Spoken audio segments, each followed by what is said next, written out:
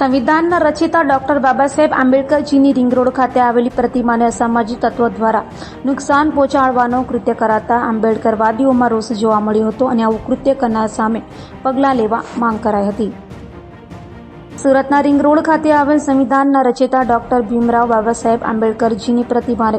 અસામાજિક તત્વો દ્વારા નુકસાન પહોંચાડવાનું કૃત્ય કરાયું હોય જેને લઈ આંબેડકરવાદીઓમાં રોષ જોવા મળ્યો હતો અને સમાજના આગેવાનો રોડ પર આવી વિરોધ પ્રદર્શન કરી આરોપીને કાયદેસરની સજા મળે તેવી માંગ કરી હતી અને કહ્યું હતું કે જે લોકોએ ગેરબંધારણીય રીતે બાબા સાહેબ આંબેડકરજીની પ્રતિમાને નુકસાન પહોંચાડવાનું કામ કર્યું છે,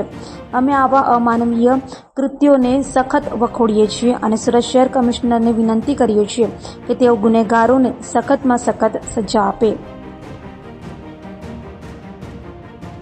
આજે સુરેશભાઈ સોનવણે માજી મ્યુનિસિપલ કાઉન્સિલર સમસ્ત આંબેડકરી બૌદ્ધ સમાજ અગ્રણી સુરત આજે અમને 5 વાગે ખબર પડી કે ભારત રત્ન ડૉક્ટર આંબેડકરની પ્રતિમા જે રિંગ રોડ ખાતે આવેલ છે એમાં કોઈએ કાળો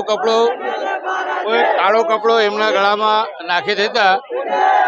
લોકો ઉશ્કેરાઈ ગયા છે અને બહુ મોટો ટોળો ત્યાં ભેગા થઈ રહ્યું છે અને તમે તત્કાળ આવી જાઓ એટલે અમે તરત જ તો દોડી આવ્યા। ત્યાં આદરણીય પીઆઈ શ્રી જાડેજા સાહેબ, એસીપી શ્રી જાડેજા સાહેબ, ગઢવી સાહેબનો પોલીસનો કાફલો ત્યાં ઊભો હતો અને બધાને સમજાવવાની કોશિશ કરતા હતા।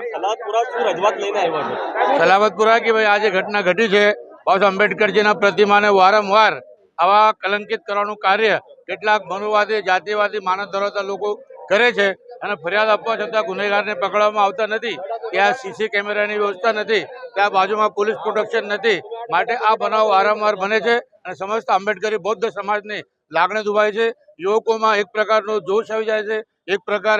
યુવકોમાં એવું લાગે છે કે બાબા સાહેબનું અપમાન કેમ, બીજા નેતાઓનું કોઈ અપમાન કેમ થતું નથી અને માટે અમારા સમાજ રસ્તા પર આવી જાય છે।